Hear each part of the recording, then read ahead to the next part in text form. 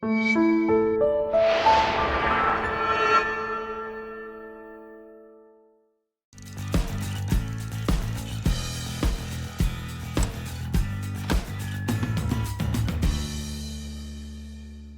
everyone, I'm Eric, and welcome to the Indie Comic Vault.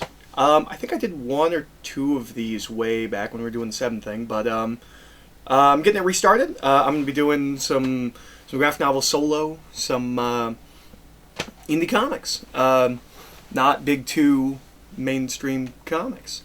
Well, I mean, at this point, a lot of things are mainstream, like the book I'm going to be talking about tonight. So I randomly picked up the first volume of Sin City: The Hard Goodbye recently, and what's interesting is I don't own Sin City. Everyone knows I'm a huge Frank Miller fan. I read them from the library, and I just never got around to buying them because I always felt like if I was going to read Sin City, or if I was going to buy Sin City, I couldn't buy one. I would have to buy all of them, and I'm kind of in the process of doing that. So, for the first 7 of these kind of return to me doing Indie Comic Vaults, I will be going through the Sin City series book by book because, as I discovered, there are not a lot of reviews of Sin City book by book. A lot of people have done like overviews of the series, but I think it's interesting to go story by story and really talk about the nuances and the evolution of the series and the art and the writing and all of that. And I have not read this series since I was a teenager. So I'm going to do my level best not to talk about the movie or the films too much. I think most of what I will say about the film, at least the first film, will be in this video. Because for some reason the Marv segment of that first film is the one that kind of resonates with me the most in my memory. And I think that's true for a lot of people. I think a lot of people really love Marv, and that's the thing I'm going to talk about with this book.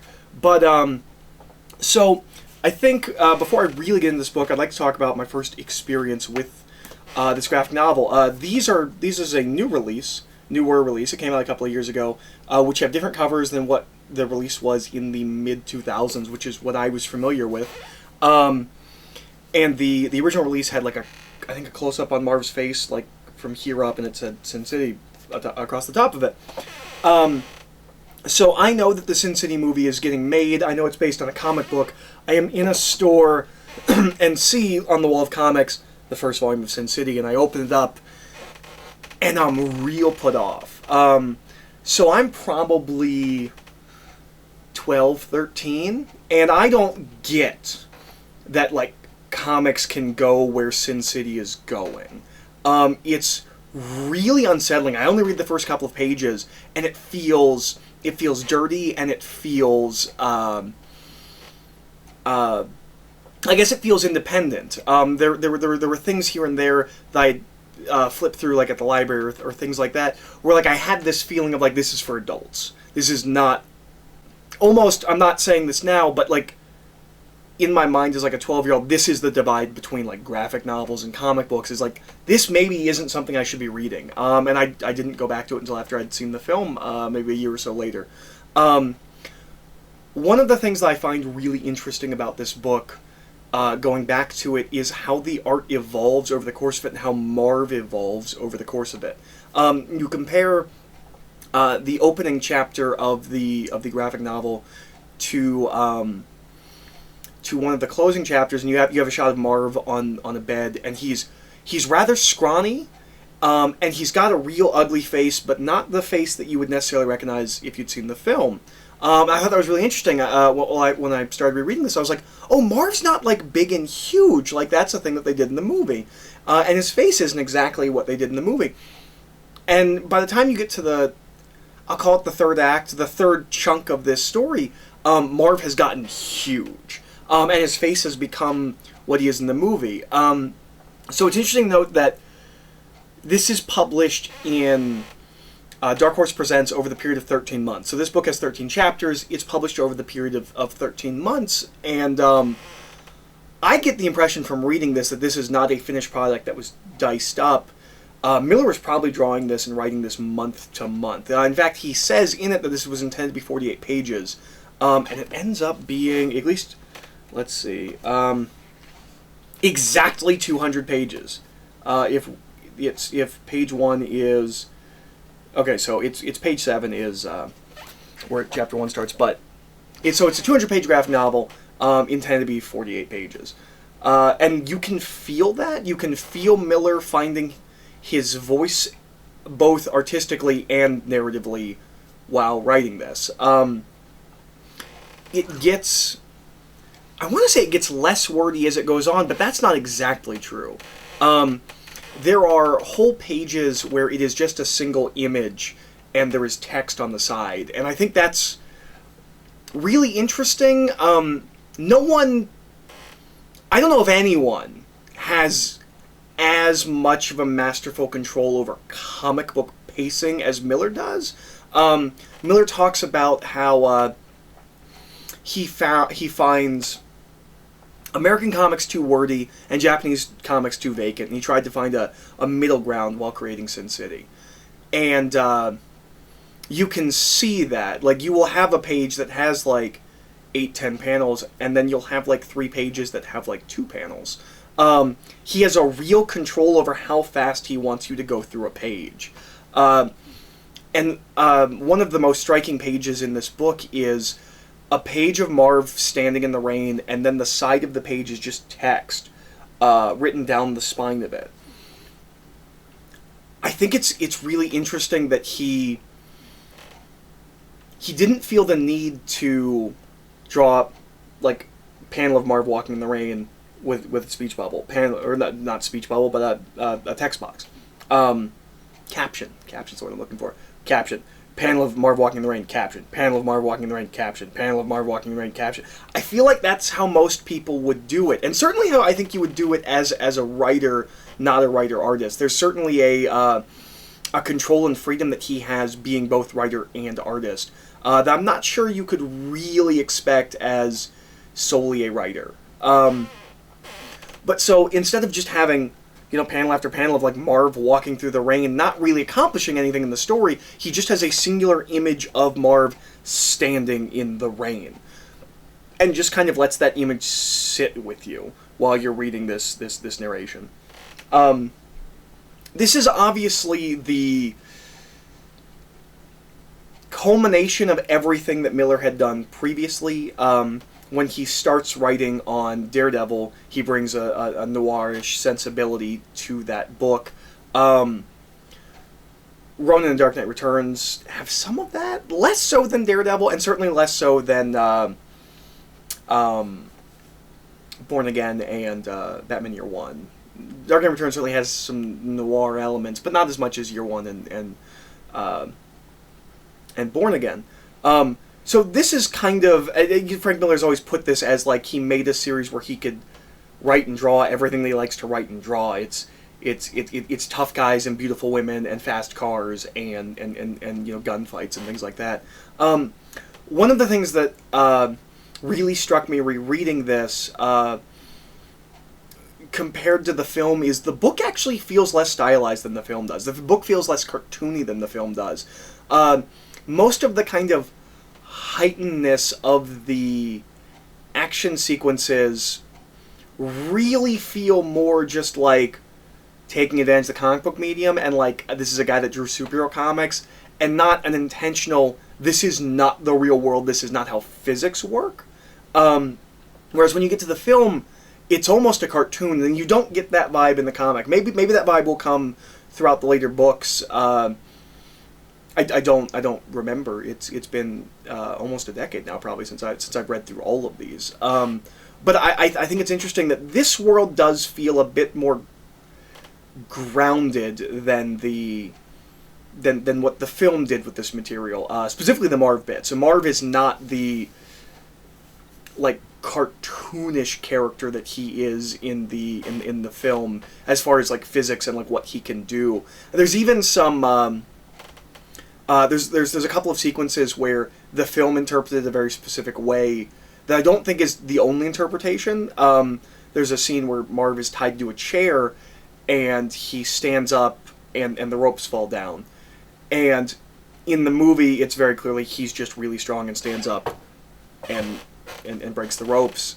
Whereas here, it could be interpreted as him like he's been working at the ropes while he's been talking. And so I thought that was interesting. Like I said, I probably won't talk about the movie too much for the later stories, but the Marv one is the one that specifically sits in my head the most. And I was a little worried when I started reading this that it was going to be Mickey Rourke's voice, and that went away very quickly. Marv here is a little different than how I think they interpret him here. Marv is... There's more bits of backstory and character to Marv. We find out that Marv that Marv was a soldier. He fought in, I think it's the war. It's pretty clearly Vietnam, but I'm not sure if it says it's Vietnam. One of the things that is kind of interesting about Sin City is it's kind of a city out of time. Certainly in the architecture and the cars and the guns and the things like that, and the way people dress, but there are things here and there that kind of set it, at least in the 80s. We get references to a couple of things that kind of date it, which is an interesting choice to do it a city out of time, but still, like, very clearly be fixated in a certain point. Almost like Dark Knight Returns, where Dark Knight Returns takes place in the 80s, but it's a real bizarre, heightened 80s. Sin City is kind of like that, too. Like, I think I can nail down Sin City takes place in the 80s, in a city that looks like the 40s, which is interesting. I'm going to stop saying the word interesting. But we learn a lot about Marv through different pieces of narration that are all snippets. You never get a full story, but he'll mention something about his mom. He'll mention something about being a soldier. I'm not entirely sure what Marv does for a living outside of this story. He's a bruiser. I don't know how he pays for alcohol. I don't know, like, what he does for a job. He might just be like a leg breaker or something like that, but he doesn't talk about that. He doesn't talk about doing bad things for people to make ends meet, which is generally what you would find in a character like this. Marv is very distinctly different from a character like Parker, who is a career criminal. Marv is not a criminal. Marv is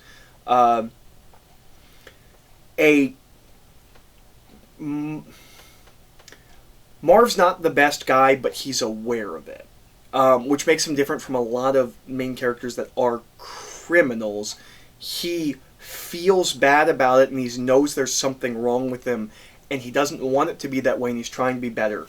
And in this story, he finds a situation and a reason to let out what's inside of him, and really comes to this, like, almost an awakening, like a finding of a purpose. There's a really important sequence where Marv stops and goes, maybe I've become what everyone said I would be. Maybe I am just going around murdering people, and I'm confused, and I'm thinking wrong. And he has this moment of doubt where he's like, maybe I'm just crazy. Which is interesting, because I don't think crazy people would have that moment of doubt, but maybe I'm wrong. But he moves past that, and he really goes into this mode of... The story is making an interesting case for there's a time and a place for this kind of savagery and violence and barbarism. And I think that's a thread that's going to run through all of these books, at least the next one. And perhaps... Well, I mean, certainly the two Dwight stories and then the Hartigan story. After that, I don't fully remember. But it's a... if you've read other Frank Miller works, he likes to talk about something inside of people. It's in Dark Knight Returns. I believe it's in some of his Daredevil work, where he talks about, like, the deep, dark thing writhing inside of you that wants let out. Marv is not that dissimilar from Miller's take on Batman, where there's this thing inside of Bruce Wayne that's moving and crawling and wants to be let out, and then he is let out, and he's Batman. Marv's kind of like that too, but in a world where it's not okay, and it's about finding a situation where he can actually be himself and it's justified.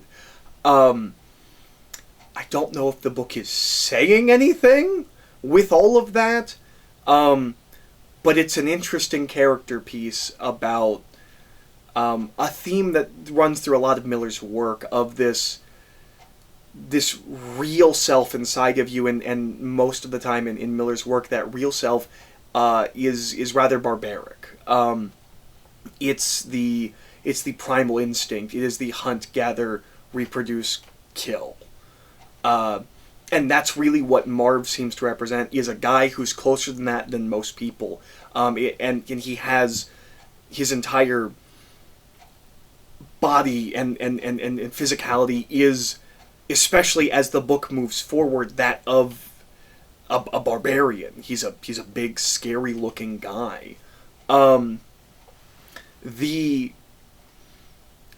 relationship that Marv has to other people is very simplistic. Marv is a guy that's clearly been screwed over and hurt by most everyone he's ever known. At the beginning of the story, we get the sense that only his mom loves him. Marv doesn't have friends. He doesn't have people he gets drunk and hangs out with in Katie's. There are people that like him, or there are people that accept him generally because he hurt someone for them. We're told that both with Katie and with Nancy. Both Katie and Nancy are okay with Marv because Marv hurt someone to protect them. Which is, again, a very kind of barbarian kind of idea of he's proved his worth to these people, and so they allow him to be around them.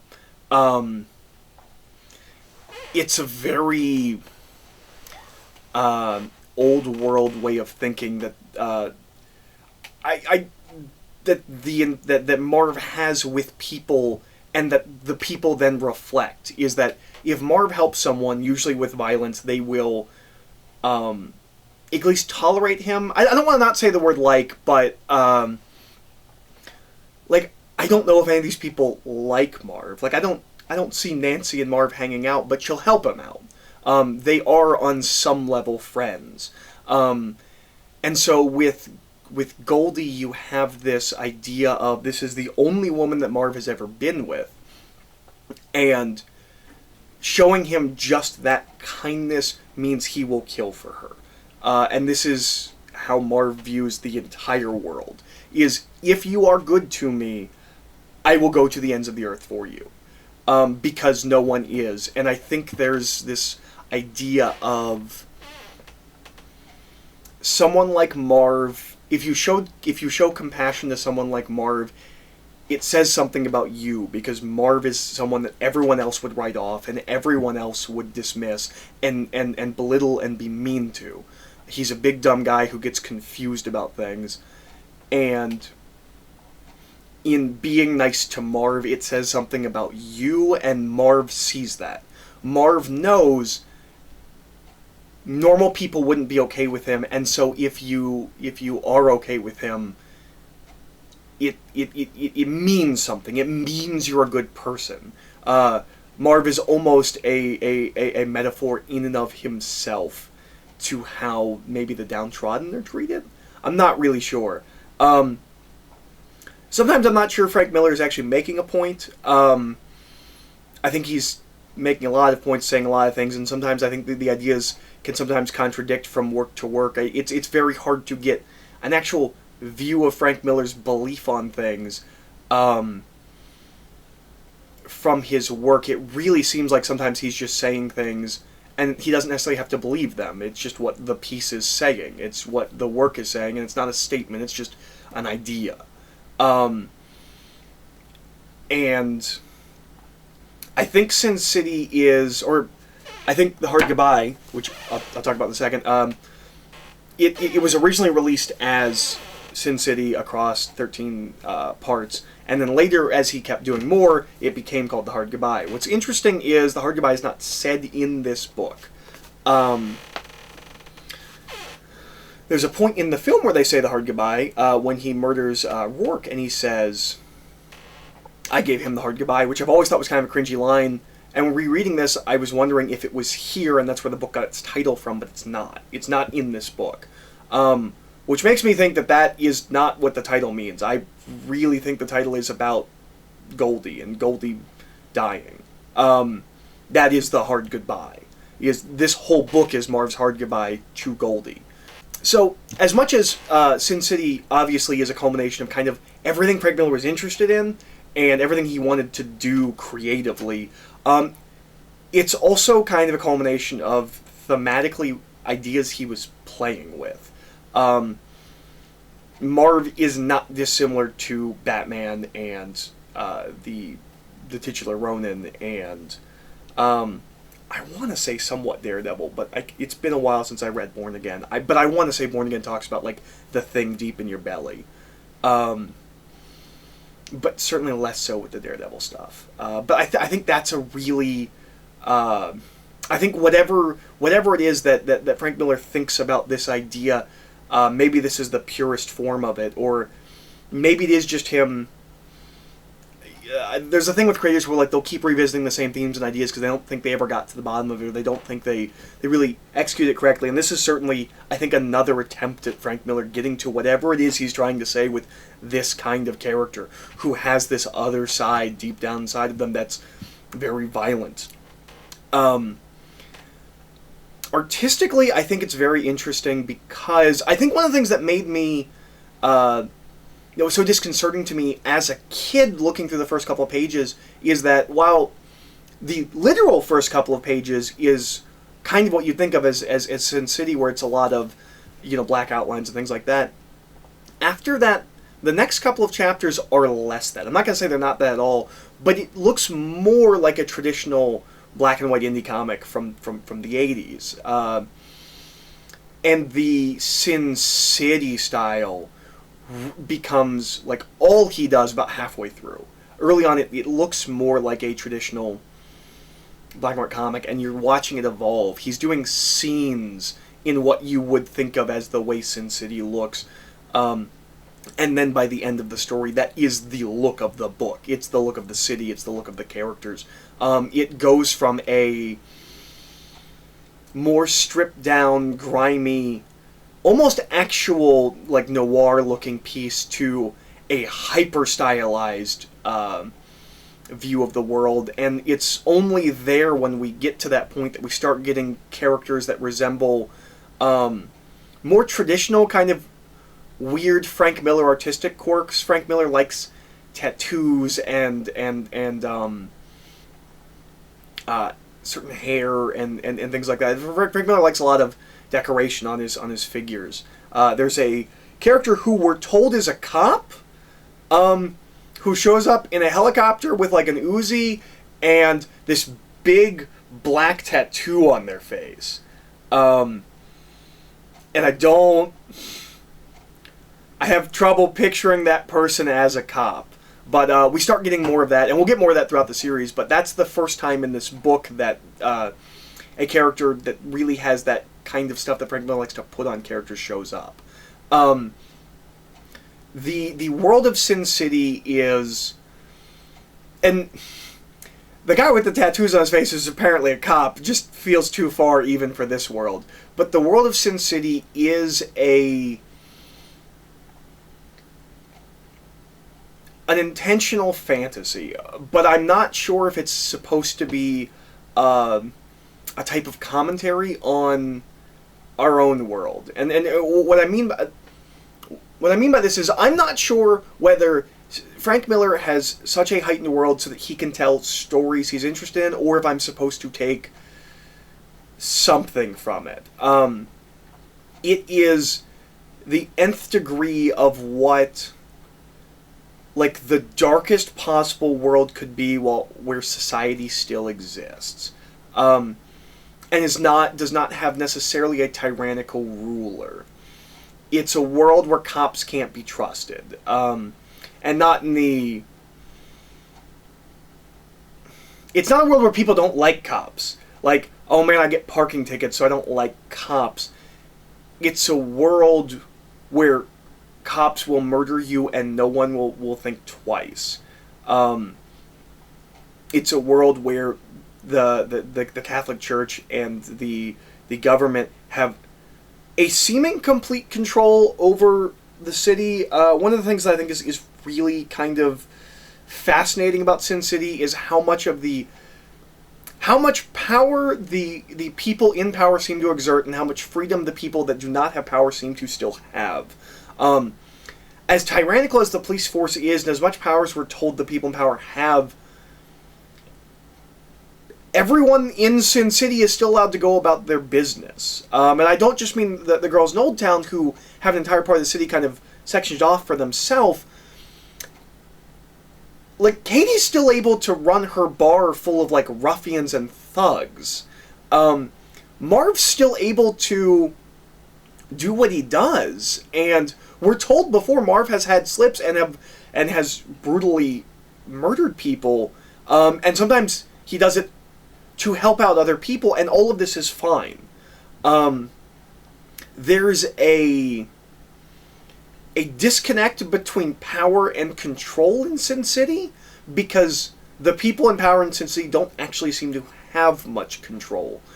They can make you disappear if they want you to. If you're doing something that affects them, they will come after you. But if you're... They don't seem to be too concerned about people living their life and how it affects other people. I get the impression that unless Marv killed someone who was important to someone important, or killed someone important, no one would care. It's people in power with a complete sense of apathy to the city. They want to be in power, but they're not really using that other than to make their own personal lives better, as much as we can see in this book. They're not in control of the city. People are afraid of them, but that's really just fear that they will cross them. It's a very strange power structure that Sin City has. The rich and powerful just seem to be more concerned with themselves.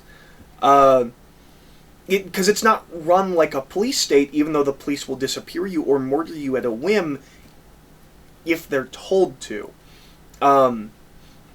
It's also interesting that there is no humanization to the police at all. All of the police officers are treated like thugs. Now, obviously, as we move on and get to some of the later books, we will see some humanization of some of the police officers. But the level that these cops are at, they're stormtroopers. They're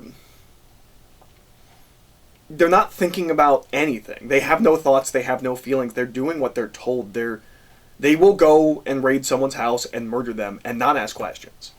And I don't know if all of this is meant to be Frank Miller saying something about society.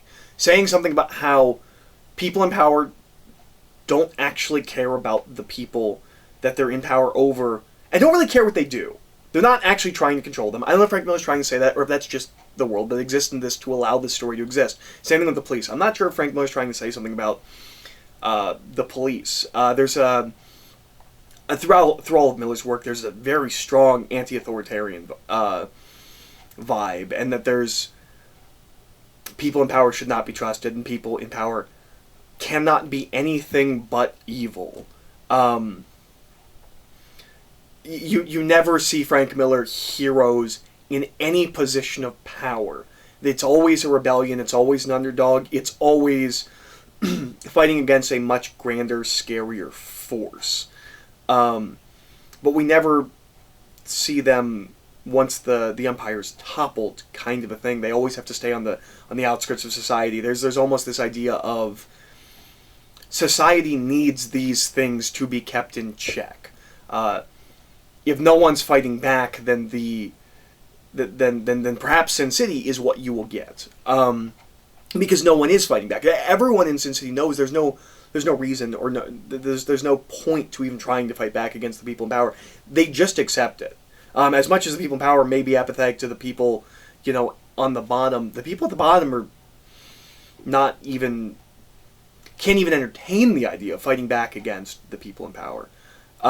Except for, obviously, Marv, who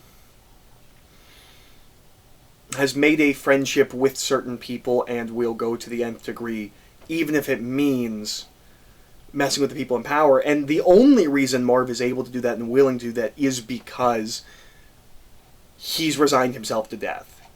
He has this realization after he has his moment of doubt about whether he's gone crazy and he's become what everyone says he will be.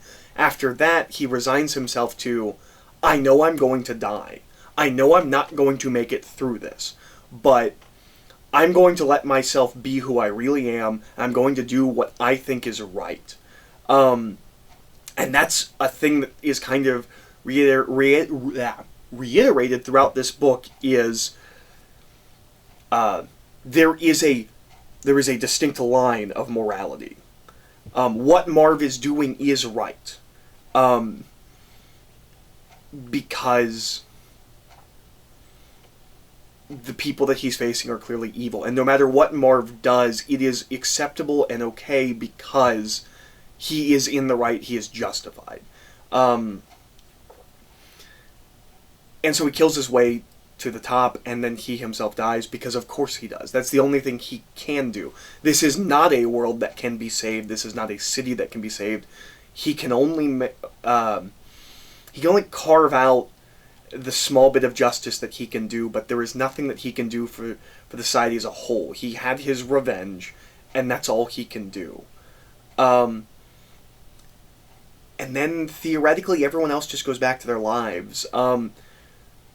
What happens in this book, I'm going to be interested to see how this plays with the Big Fat Kill later, because there's a whole thing about the tenuous alliance or truce that the girls of Old Town and the police have, and what could break that. You would think that a bunch of the girls from Old Town being kidnapped and eaten would disrupt that trust, but maybe they only have power where they are. They only have power in Old Town, and they can't exert it beyond that, and so they could, I guess, keep them from coming in. I'm not really sure how that would all work. The concept of Old Town is very strange and very Frank Miller. The idea that, and I don't remember this from the movie, but we're told that the way Old Town kind of came to be is Sin City was kind of floundering in its early days, and so people in power, or it might be one person specifically, brought in the best prostitutes from the entire world, and that was what was going to bring people to Basin City. Was they had the toppest class prostitutes from everywhere. And then those prostitutes had children, and those children became prostitutes, and then it's like a lineage thing. Like it's almost like an honor culture. The girls of Old Town have their own culture, and they've carved out their own part of the city where they're allowed to operate, and they have their own law. And it's obviously there's nothing like that in the real world. And again, I don't know if we're trying to say something with that, or if it's just a really cool idea that Frank Miller had. What if there was a whole section of town that was run by prostitutes? I don't know.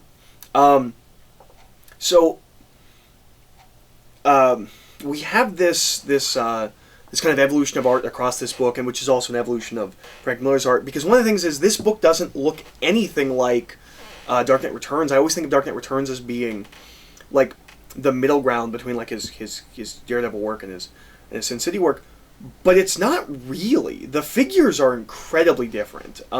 His faces are a little similar. He has a very distinct way he draws lips, particularly women's lips, and things like that. But if you told me that Dark Knight Returns and Sin City were two different artists, I would believe you. They're not so dissimilar that I can't believe that they're the same person. But there is this really distinct sense of Frank Miller's experimenting and doing different things. It's not necessarily that his art is evolving. It's not that Daredevil became Ronin, became Dark Knight Returns, became Sin City. He's experimenting and doing different kinds of work, and his style is adapting to the kind of style he's using, but not necessarily that it comes from the previous style. He's just doing something different. And we see a lot of... Dark Knight Returns is built on a 16-panel grid, in the same way that Watchmen's built on a 9-panel grid, where there is a distinct layout to all of the Dark Knight Returns pages, and it will always occupy the same amount of space. So even if there's not 16 panels on the page, you might get 2 big panels that occupy what should be 4 panels, but it's built on a grid. Sin City's not like that. Sin City is all over the place, and is just kind of really naturalistic in its panel layout. And there's definitely a lot of manga inspiration. You know, we have a page where it's just rain for an entire page, and then you turn the page and it's 2 panels that are just rain, and you have a third page that's just rain, and then you turn the page and it's Marv standing in the rain, where he's just kind of experimenting with literally the storytelling of the piece. Those panels of rain aren't doing anything narratively. It's about how the story's being told, and we get that with some of the He Made Me Watch sequence in the book is she says, like, he made me watch, and then when she yells, when it's the he made me watch, it's across like 3 rows of panels, it's like WH, you know, ATCH kind of a thing. And that's really interesting. That's just a really cool way to do that, and convey speech crossing time. Like, not saying it's the first time I've ever seen that, but it's done almost more like how we would do sound effects than how we do dialogue. I guess I should talk about Kevin, because Kevin exists in this book, and he's a major part of the book. Kevin is a complete crazy person who believes that God is speaking to him, and the only way that he can please God is eating people. And he goes to Cardinal Rourke and explains this. And Cardinal Rourke thinks he's obviously a very troubled youth. And then as time progresses, he keeps spending time with Kevin and sees in him something that he doesn't see in himself. It's a connection to God that he doesn't have. And he wants it. And he even eats people. What's interesting is Marv questions him about whether he eats people or not, and he says that he did, but he doesn't say that he got the connection to God that Kevin got. I think there's a potential interesting statement about religion or faith or belief that Frank Miller's making, in that the man who proclaims that he has faith and that he speaks to others to encourage faith does not experience the touch of God, but the person that does is a crazy person. And that the Cardinal wants to feel the way Kevin feels. He wants to believe and feel what he says he believes and feels that he sees in this person. Other than that, I don't really know what to say about Kevin. I think there's something interesting being said there, but I'm not fully sure. It's reading through Sin City or rereading through this story, which I first read, when I was a teenager. It holds up completely. There's not a dull moment. There's certainly some plot things. I don't know if they completely add up, but it doesn't matter. Especially in this kind of story. Well, one of the things about noir things is sometimes the plots get convoluted and they don't actually make sense at the end, but it's not about that. famously in the Big Sleep, the filmmakers who were adapting the book asked Raymond Chandler, who murdered this person. There's this person that dies. Who murdered him? And Raymond Chandler didn't know because it's not important. What's important is the journey that the hero goes on through all of this and the people he meets along the way. It doesn't all have to exactly add up. What's important about Sin City, and for most of Frank Miller's work, is what it makes you feel. It doesn't have to... Frank Miller's not pretty, Frank Miller's not nice. You might not like everything Frank Miller says or everything he shows you, but it's going to get to you. It's going to sit in your brain. There's images in this book that have sat in my brain for years and will never go away. And all of Frank Miller's work is like that. And I think The Hard Goodbye is a phenomenal graphic novel. It's a real seminal piece of work. I think most of the Sin City books are. We'll see how I feel going back through them. I was worried going back to this that it wasn't going to be as strong as I remembered it, or be as powerful as I remembered it. And regardless of whether this book's actually about anything or is saying anything, it's done with conviction and it's done with raw emotion, and you feel it. You feel the piece. And if you've never read Sin City and you've only seen or if you've only seen the film, I think there's still something for you here. While the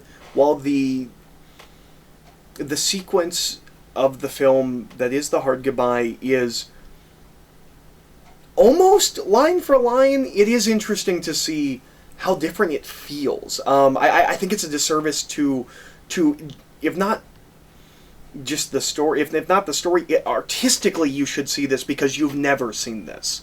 If you've seen the film, you've seen film mimic this, but you've not seen the panels. You haven't seen the way you're driven through the story, the way you're sent through the story. But there's enough kind of minor details and things in the piece to warrant it story-wise, I think to read outside of the actual film itself. So yeah, this is the first one of these. I think this turned out rather long, but this is the first of these that I'm going to do. I intend to go through all 7 of them, which will be interesting, because I don't remember the books past That Yellow Bastard super well, and I remember really disliking the last one. So I'm going to go through these, and I'll put these out occasionally, maybe, I don't know. These will come out when they come out, and I won't do anything else in between. I'm going to go through all of Sin City, and then I will do something else. I will talk about something else, but I really want to look at Sin City both individually as books and as a theoretical piece of 7 books. So yeah, I will be back sometime in the near future to discuss the second book, The Dame to Kill For, which, as I recall, is my favorite book.